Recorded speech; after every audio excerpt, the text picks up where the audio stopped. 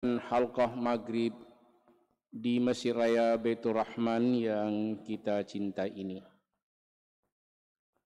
Kita mulai kajian kita dengan selalu memuji Allah. Allah yang Maha Kuasa dan Allah yang Maha Esa, yang senantiasa memberikan berbagai macam anugerah dan limpahan nikmat serta rahmat dan berbagai macam anugerah Allah Subhanahu wa taala kepada seluruh hamba-Nya. Semoga kita ini menjadi hamba-hamba Allah yang selalu tunduk dan patuh kepada Allah dengan selalu mau beribadah kepadanya. Salawat dan salam kepada baginda yang mulia Nabi Muhammad sallallahu alaihi wasallam yang telah diutus dan diangkat oleh Allah menjadi nabi dan rasul untuk menyampaikan dakwah dan risalah, membawa umat manusia dari alam kesesatan menuju petunjuk dan hidayah Allah Subhanahu wa taala. Dari alam kegelapan menuju alam yang terang benderang, dari alam kekufuran dan kemusyrikan menuju alam iman dan takwa kepada Allah yang Maha Kuasa. Malam ini insyaallah kita akan melanjutkan pengajian dan kajian kita tentang ayat-ayat yang berkenaan dengan akhlak yang ada di dalam kitab suci Al-Quran. Pada hari Rabu yang lalu kita berhenti pada ayat 90 di surah An-Nahl.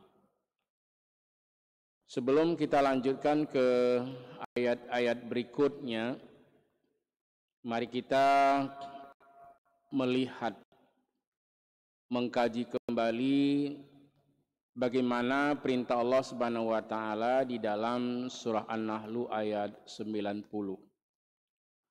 Dan ayat ini tiap hari Jumat dibacakan oleh khatib-khatib kita di masjid-masjid dan seluruh kaum muslimin, wabil khusus yang laki, selalu mendengarkan ayat Allah dan perintah Allah di dalam surah An-Nahl ayat 90. A'udzu billahi minasy syaithanir rajim. Bismillahirrahmanirrahim. Innallaha ya'muru bil 'adli wal ihsan wa ita'i zil qurba wa yanha 'anil fahsya'i wal munkari wal baghi ya'izukum la'allakum tazakkarun. Sesungguhnya Allah menyuruh, memerintahkan kepada seluruh hamba-Nya untuk berlaku adil. Adil ini salah satu maknanya pandai menempatkan sesuatu pada tempatnya. Misalnya kita tidak senang kepada seseorang, lalu tidak adil, itu tidak boleh. Jadi harus da' kulla syai'in fi makani, letakkan sesuatu itu pada tempatnya. Kita diperintahkan oleh Allah untuk bisa berlaku adil walau kepada musuh sekalipun, walau kepada orang yang kita tidak mengenalnya sekalipun. Ini adalah pesan-pesan dari Rasul dan sahabat-sahabat seperti Abdullah bin Abbas yang sering kita dengar dengan Ibnu Abbas.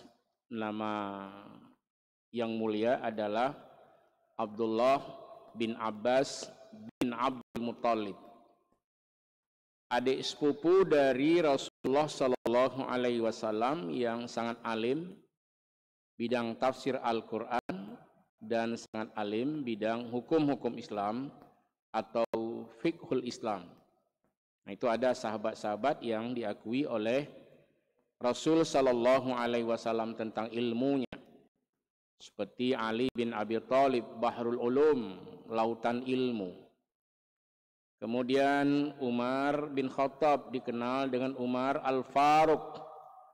Dengan ilmunya dia bisa membedakan mana yang benar, mana yang salah, dan Umar ini selalu bisa bersikap adil kepada siapapun. Inilah yang diperintahkan oleh Allah, dan setiap Jumat diingatkan oleh khatib, oleh khutabak kita, khatib penceramah di hari Jumat. Sesungguhnya Allah menyuruh atau memerintahkan untuk berlaku adil, berbuat ihsan, baik di atas baik. Ini kalau ihsan ini. Ini juga para sahabat mengungkapkan bahwa ihsan itu batinnya lebih bagus dari zahirnya. Misalnya kita udah kenal orang ini baik, akhlaknya santun. Kalau dia itu seorang yang ihsan, lebih bagus lagi dari yang kita nilai. Nah, ini yang disebut dengan orang-orang yang sudah memiliki ihsan. Kita tidak senang kepada beliau, tapi ternyata Allah mengakui bahwa orang ini batinnya itu lebih bagus lagi dari yang dinilai oleh manusia.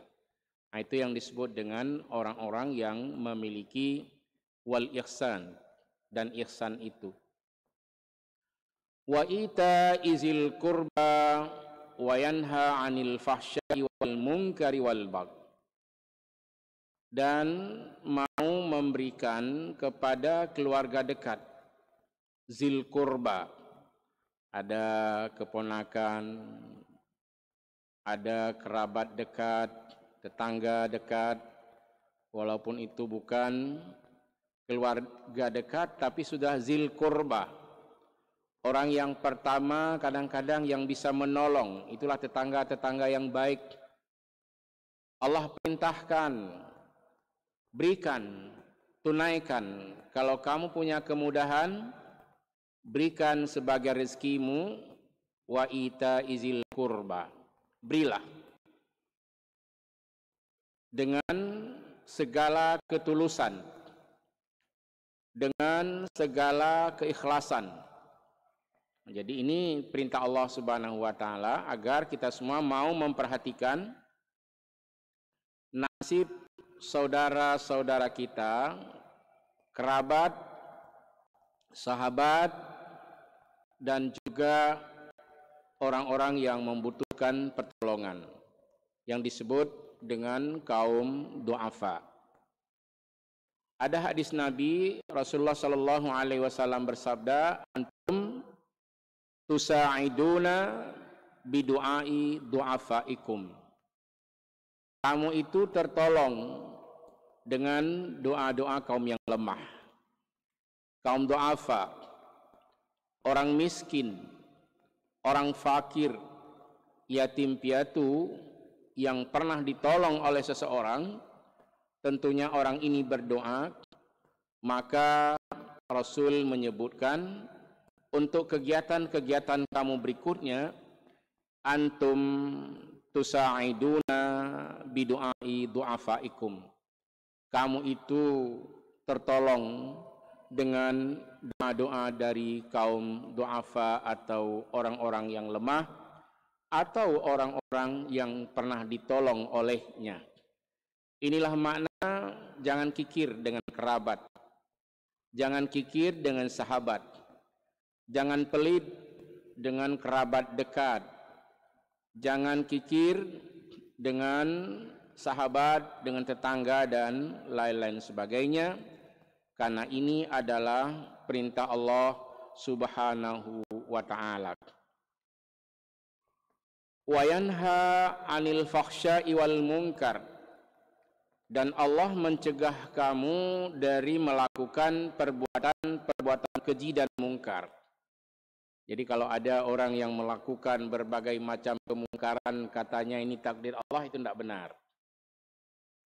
Allah nggak pernah mentakdirkan dan nggak pernah menyuruh manusia untuk berbuat keji, bahkan dilarang jangan mendekat. Contoh seperti zina, itu keji.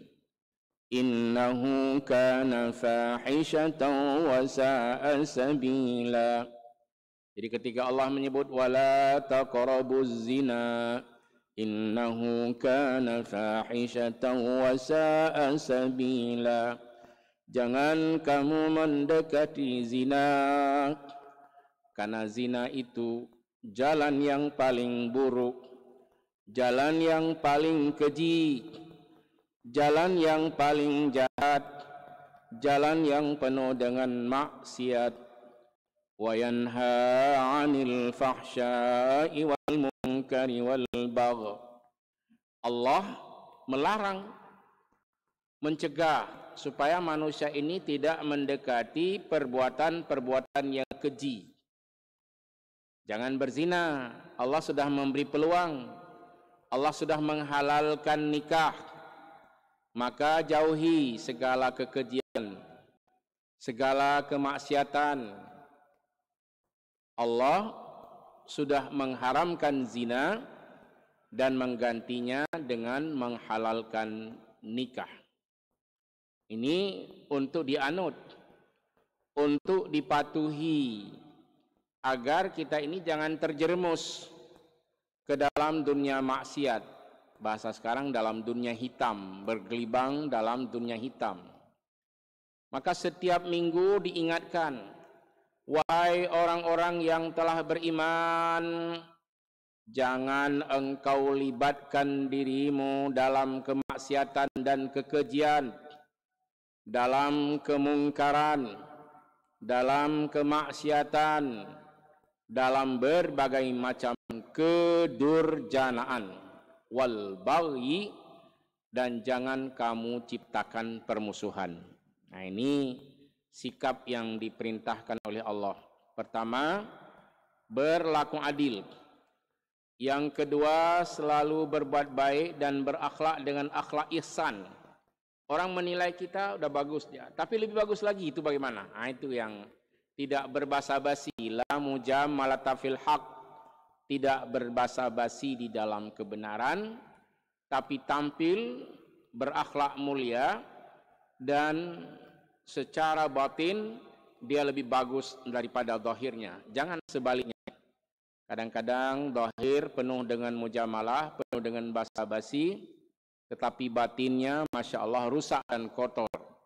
Ini kita jangan berakhlak dengan akhlak yang seperti ini.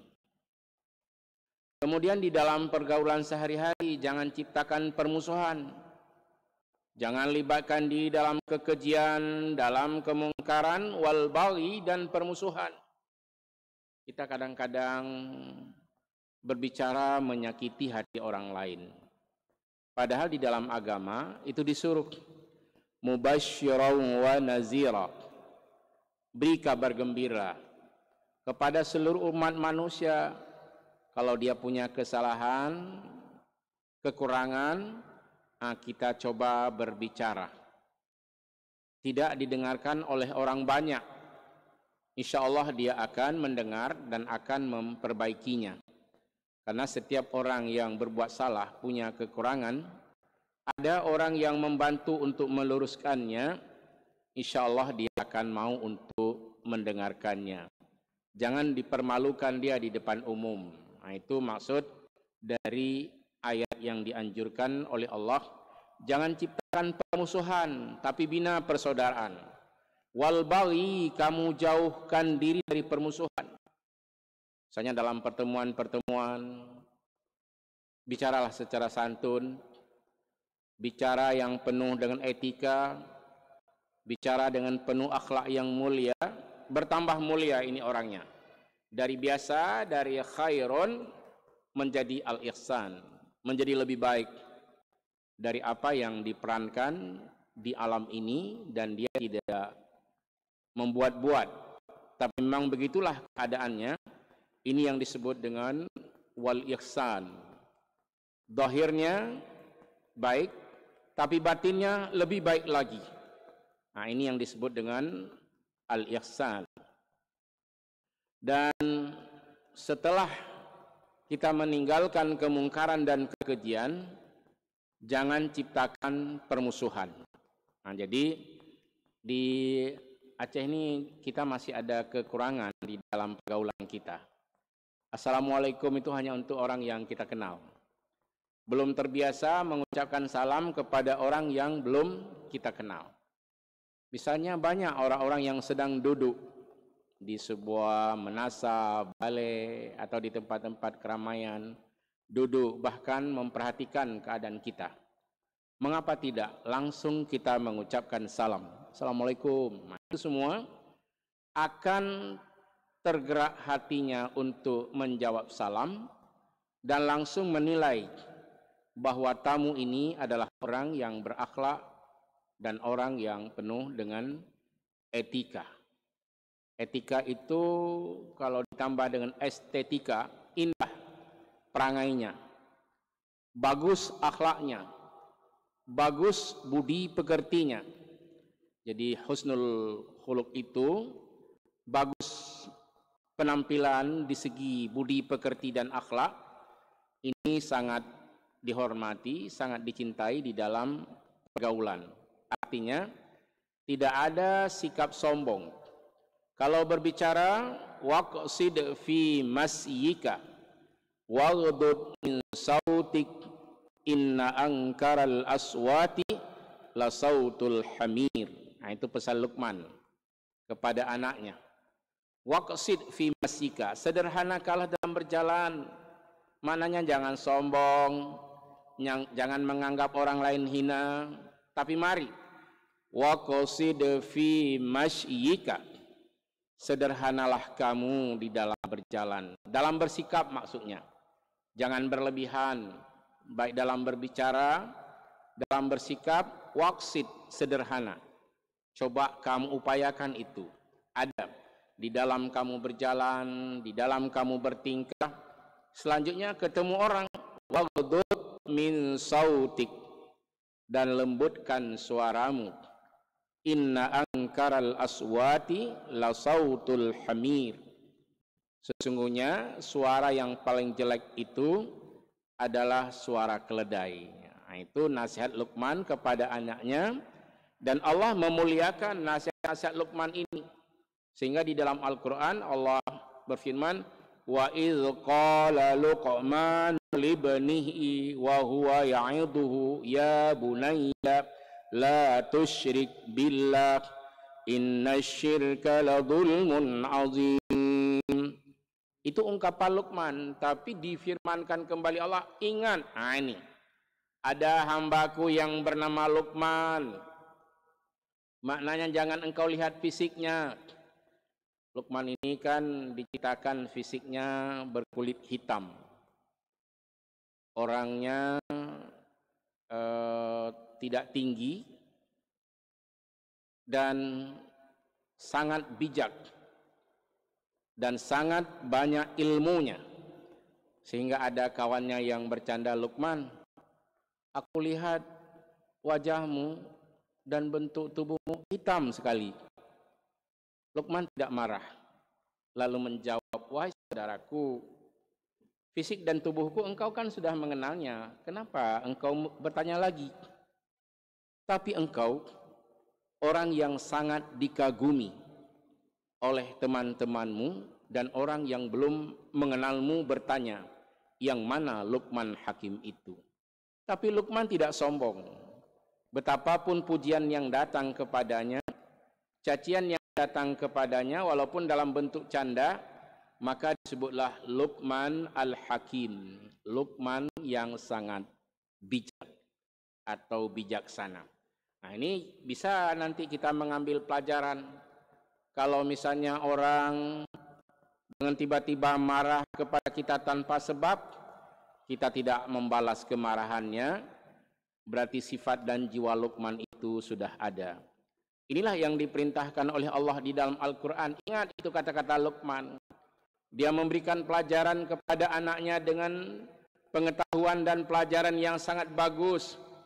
Untuk apa Allah mengambil ucapan-ucapan Luqman itu, nasihat-nasihat Luqman kepada anaknya, agar orang-orang yang datang kemudian mengambil pelajaran dari nasihat-nasihat Luqman yang Allah berikan ilmu banyak. Allah berikan kepadanya Al-Hakim, bijak, sabar di dalam menghadapi berbagai macam persoalan, tantangan dan rintangan.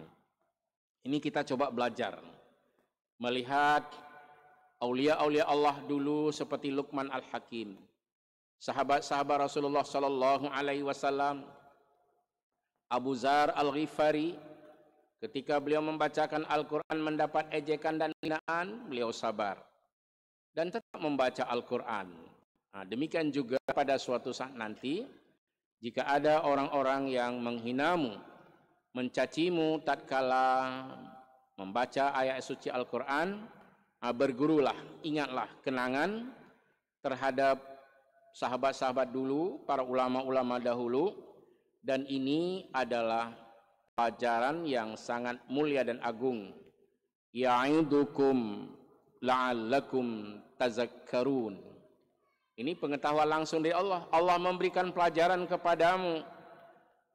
Mudah-mudahan kamu mengikuti pelajaran itu. Tazakkarun, mudah-mudahan pesan-pesan Allah kamu selalu ingat ya. Apa pesan Allah di ayat ini? Kemarin hari Rabu yang lalu tidak sempat kita simpulkan. Pertama, Allah perintahkan kepada kita ini untuk berlaku adil. Yang kedua, berakhlak lebih mulia dari yang dinilai oleh manusia. Al-ihsan. Zahir dalam penilaian manusia sudah bagus, tetapi batin harus lebih bagus lagi. Bisa orang kadang-kadang menyebut kalau jumpa dengan kita, alhamdulillah asal syurga rono. Nah, kita jangan bangga dengan pujian itu. Pulang ke rumah baca Quran itu. Ya Allah ya Tuhan, mudah-mudahannya ya Allah. Nah, begitu. Jadi jangan sombong ketika dipuji dan jangan kecil hati ketika dihina. Asal syurga rono, alhamdulillah. Mudah-mudahan kita sama-sama mendapatkan syurga Allah Subhanahu wa taala. Caranya bagaimana? Berlaku adil, berbuat ihsan. Jika ada kelebihan rezeki, berikan dan tunaikan sebahagiannya kepada keluarga dekat. Ada kadang-kadang dia orang kaya, punya saudara sangat miskin, tidak pernah tersentuh dengan bantuannya, tapi dia selalu melihat bahkan membantu partai-partai yang banyak, sedangkan keluarga yang miskin tidak pernah tersentuh untuk dibantunya. Inilah Allah mengingatkan, wa ita izil kurba, beri, tunaikan. Ita itu tunaikan. Mana tunaikan? Cash kita ketika melihat kebutuhannya dan dia sangat membutuhkannya. Kalau enggak mampu semuanya, sebahagian berikan kepadanya. Wa ita izil kurba, berikan sebagian kepada keluarga dekatmu. Selanjutnya, untuk mampu kita pertahankan kebaikan dalam hidup dan kehidupan kita ini, Allah melarang kita wa yanha 'anil fahsya'i wal munkar, dan Allah melarang seluruh hambanya dari perbuatan keji dan dari perbuatan mungkar atau maksiat, wal baghi, dan dari berbagai macam permusuhan. Apa manfaatnya? Ya'idukum la'allakum tazakkarun. Allah memberikan pelajaran, memberikan mau'izah, memberikan tausiah agar umat manusia ini selalu ingat dengan pesan-pesan Allah Subhanahu wa taala. Ketika mau berbuat maksiat, ingat Allah. Inni akhafullah rabbal alamin. Sesungguhnya aku takut kepada Allah, Tuhan semesta alam. Manusia enggak melihat, tapi Allah bisa melihat. Ini yang diajarkan oleh Rasul kita Muhammad sallallahu alaihi wasallam, dan pengetahuan yang diberikan oleh Allah semuanya ya'idukum la'allakum tazakkarun.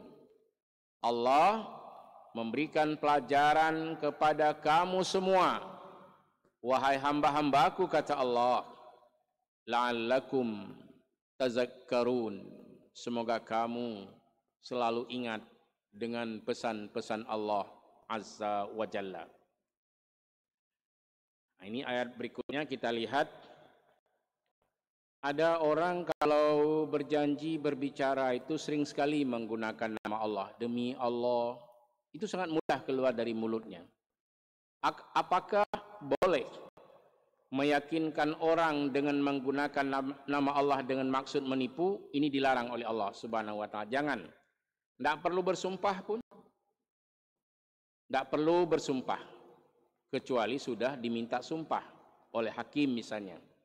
Allah memerintahkan wa aufu bi ahdillahi iza ahadtum wa la tanqudul aymana ba'da tawkidiha wa qad ja'altumullaha 'alaikum kafila innallaha ya'lamu ma taf'alun. Itu. Pegang teguh janji dengan Allah. Nah, kita semua sudah berjanji dengan Allah. Kita makhluk Allah, Allah Khalik, Allah pencipta. Seluruh apa yang ada di langit dan apa yang ada di bumi itu ciptaan Allah. Dan kita sudah berjanji dengan Allah bahwa kita akan beribadah kepada Allah Subhanahu wa Ta'ala. Itu perbuatan-perbuatan yang sudah kita lakukan sejak Allah meniupkan roh kepada kita semua. Jadi sumpah-sumpah itu jangan dilanggar. Wala tanqudul aymana ba'da tauqidiha. Jangan kamu langgar. Jangan kamu batalkan. Jangan kamu gagalkan sumpah-sumpahmu setelah kamu membacakan ikrarnya. Ada orang dia sudah berjanji akan misalnya membayar utang, melunasi utang, sumpah lagi, dan menggunakan Allah sebagai penjamin, kafilah. Ada orang berbicara sedikit saja sudah pakai nama Allah. Demi Allah betul lun, anak Allah lun. Nah, kalau dia bermaksud untuk menipu, ini dosa. Tapi kalau benar-benar tidak ada yang melihat, demi Allah saya tidak mengambilnya. Demi Allah benar yang saya lakukan. Nah, itu kalau sudah pada masanya, dia harus bersumpah menggunakan nama Allah. Kalau dia beriman, maka dia tetap yakin.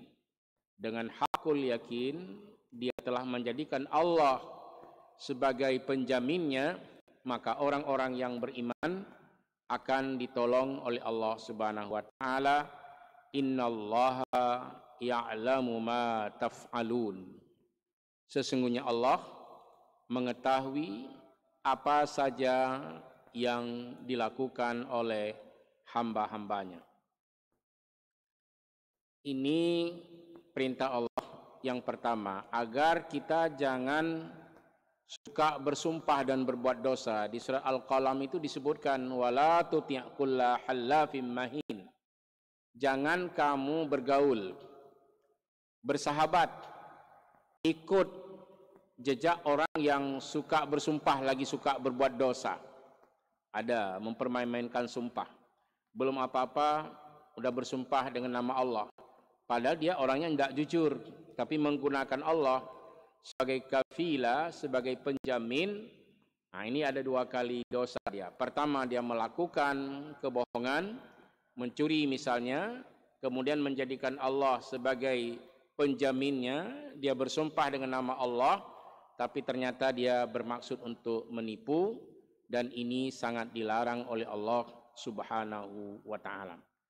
Maka kita lihat kalau orang berdagang itu, konsep dagang la khilabata. Tidak boleh ada penipuan. Tidak boleh ada kecurangan. Misalnya menimbang dengan tidak benar, atau menghitung dengan tidak benar, banyak. Itu mudah-mudahan yang mendengarkan ceramah ini tetaplah berlaku jujur.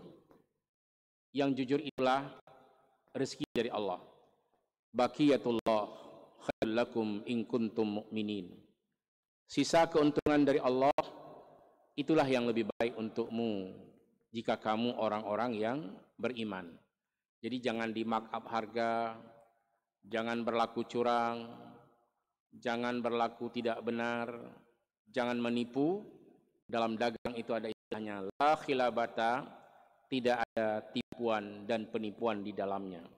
Maka bergeraklah, berbisnislah, jihad orang-orang bisnis dengan kejujuran dan kebaikannya.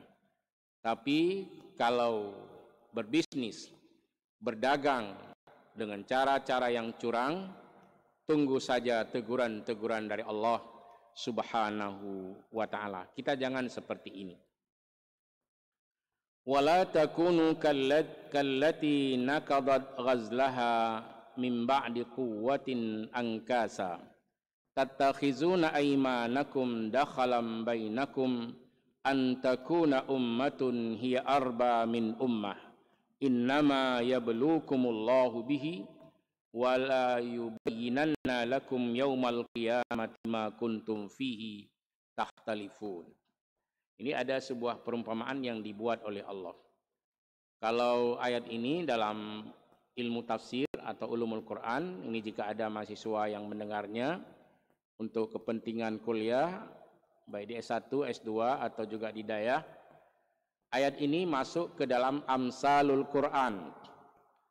Contoh-contoh yang ada di dalam Al-Quran. Allah membuat perumpamaan, ada seorang wanita, dia menguraikan benangnya, kalau sudah sempurna dia robah lagi, dia rusak lagi, itu tidak boleh. Padahal sudah rapi, tapi kemudian dia mencoba untuk merusaknya kembali. Apa ini yang bisa kita ambil pelajaran? Kalau sesuatu itu sudah bagus, pertahankan yang bagus, jangan kita rusak lagi. Demikian juga dengan sikap kita ini. Sudah rajin beribadah, sudah rajin berjamaah. Apa yang harus kita pertahankan? Berdoa, semoga Allah Subhanahu wa taala memberikan kita sehat wal afiat. Jangan kita rusak yang sudah baik ini, tapi terus berupaya untuk menyempurnakannya. Karena ada orang, nah ini kembali lagi kepada sumpah, tattakhizuna aymanakum dakhalan bainakum. Ada orang yang bersumpah. Ada orang yang dianggap sudah sangat rapi sekali. Sudah sangat benar sekali. Tetapi dia suka bersumpah. Padahal perbuatan dah bagus, salat jamaah sudah ada, tapi bohong yang belum bisa hilang. Ini ada. Sama seperti orang di kantor-kantor, jamaahnya rajin, tapi kalau lihat uang masih tergiur untuk mengambil yang bukan haknya. Demikian juga dengan orang yang melihat wanita yang bukan istrinya, nah dia kemudian melakukan berbagai macam kemaksiatan. Inilah perumpamaan yang dibuat oleh Allah. Sesuatu yang sudah sempurna, dia rusak lagi. Oleh siapa? Oleh dirinya sendiri. Nah, jadi kita kalau sudah rajin sholat, rajin ibadah, rajin berjamaah, mari kita pertahankan ihsan kita. Orang menilai kita sudah bagus, tapi lebih bagus lagi, batin itu harus tetap terpelihara. Karena Allah yang Maha Kuasa, sampai kiamat pun nanti akan memberitahukan kepada kita apa saja yang pernah kita lakukan di dunia ini. Walaupun dalam kita melakukan perbuatan-perbuatan yang baik, banyak sekali perselisihan-perselisihan, namun semua kita harus berencana untuk selalu mau melakukan hal-hal yang baik, hal-hal yang menuju kesempurnaan, walaupun sangat sulit untuk didapatkan oleh manusia kesempurnaan itu. Mari kita berjihad dari hari ke hari, semakin baik dan perbuatan kita semakin diridhai oleh Allah Subhanahu wa taala. Mulailah dari bulan Muharram 1443 Hijriah ini dan bulan-bulan berikutnya. Wabillahi taufiqi wal hidayah. Wassalamualaikum warahmatullahi wabarakatuh.